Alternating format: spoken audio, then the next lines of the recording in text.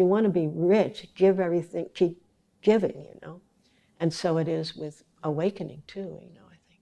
If you want to awaken, you just keep letting go and putting others in front of yourselves and whatever it is,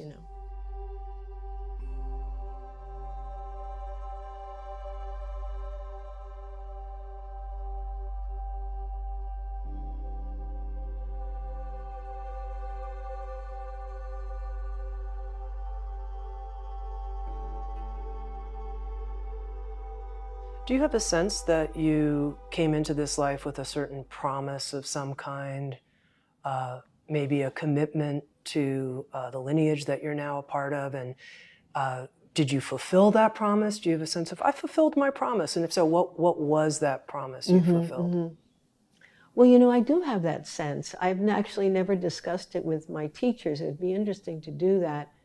But I've had that throughout my life, actually, that sense of, you're saying fulfill a mission. That sounds kind of rings true. And what the mission is, you're not quite sure, but you know that it's like, can you work in this actually quite painful realm of the human realm, And what can you do here for yourself, for others, and so forth? I have always had that kind of feeling as long as I can remember. And but now at my age, I'm really hesitant to. I don't know. I don't want to concretize it. I don't want to reify it. I don't want to make it something, But yeah, I would definitely feel like I had fulfilled the mission, whatever that mission was or is. I would definitely feel like, wow, you can talk about in terms of good karma, wow, to meet the teachers I've met, to receive the instruction I've had, to just have the supportive circumstances I've had. Incredible, just incredible.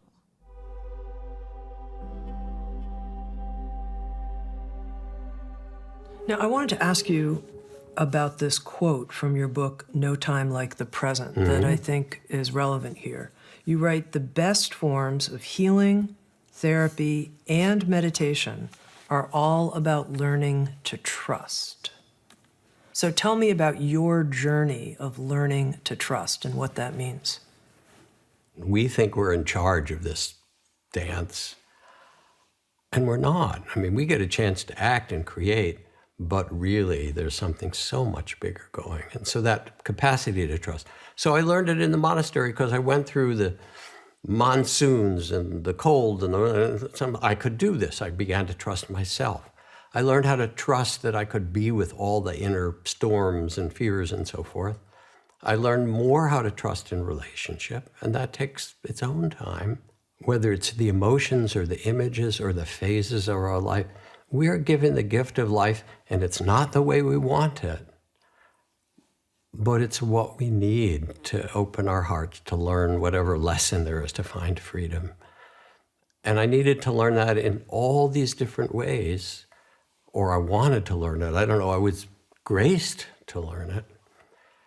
And now people call me in the middle of all kinds of things, and I can listen or I can talk with them. And I say, yeah, and it's okay.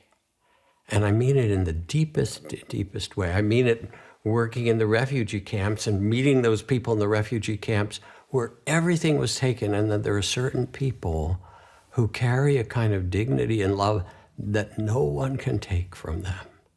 And I've seen it, and I know it, so it gives me a trust in the human heart and the human spirit.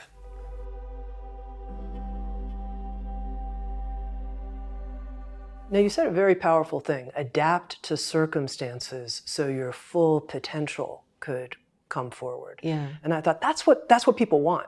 That's what they want. They want their full potential to come forward. Right. And they see that there are these circumstances. What do you have to say about that would be helpful to people who have that longing? For their full potential? Yeah. Well, the main thing, right, is to get out of your own way, right? To kind of let go of your agendas. In Buddhism, it's referred to as ego clinging, or, self-importance, self-referencing all the time. And so it's kind of hard, when you want to do that, and to do it without, it being all about me. That's pretty subtle, right? Yeah. But that's the only way it can happen. Is the more you get out of the way, it's like, let's just say it's like, Trungpa Rinpoche used the analogy of a cocoon for this predicament of it's always all about me. And then he describes in his teachings, the Shambhala teachings, how there's a little slit, and then you see, oh my goodness, there's all that space, there's all that sky out there, fresh air, and you get drawn to it. But the minute it's like anything about, oh, it's mine, I want it, oh, people will really admire me for this, then you're right back into the cocoon again. The cocoon is kind of made up of that, and what you're drawn to, the infinite, has nothing to do with anybody. There's no personality in it. There's no ego in it at all.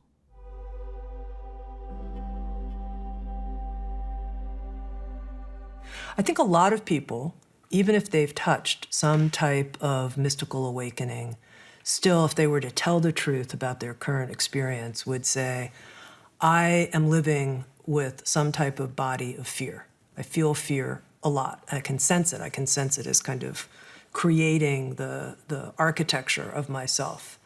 And I'm curious what you have to say to that, and how can you help that person who would like more of their fear to dissolve? Rather than dissolve, I would say, thank it. You see, all those stories, Mark Twain said, my life has been filled with terrible misfortune, most of which never happened, right? So fear has a bodily anxiety, but it also usually has a whole lot of stories. It's trying to protect you. Your brain, your nervous system, as an organism that moves around the planet, has been tuned to threat.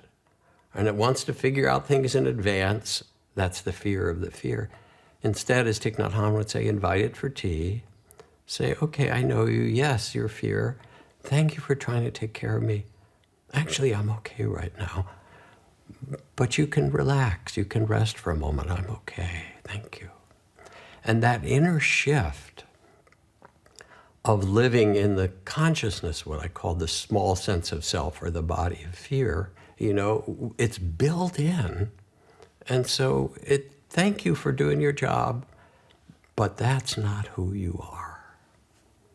I think a lot of my job has been to be with people and communicate a sense of trust that what's in there, whatever is opening, or the trauma that you have, and there are really skillful ways to be with trauma, to resource and make a place where it's safe so you're not re-traumatizing and let it open from the body or tell its story. But underneath or around all that is just the sense of trust that we know how to do this. We can be present for this life with a tenderness and a love. And I was going to say, and a fearlessness that includes fear, that allows it to be part of the palette of life.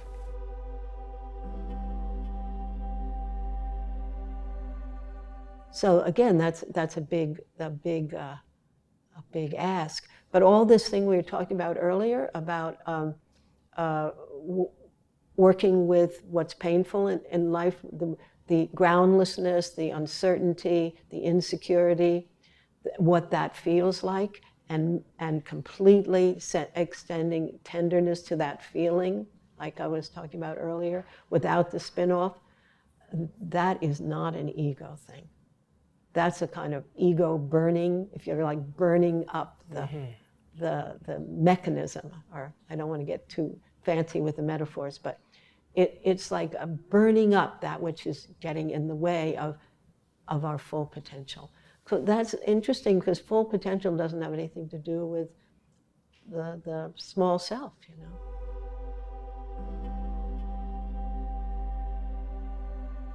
Does fear arise for you in your life, and does thanking it, how does that roll for you, Jack? It arises occasionally. Yeah. I don't live with a lot of fear, and maybe that's just a blessing in my life, But it will come on occasion, and thanking it helps.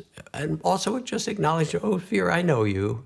You know, in the Buddhist mythology, Mara is the name for the Indian god who, the personification of all the difficulties of the world.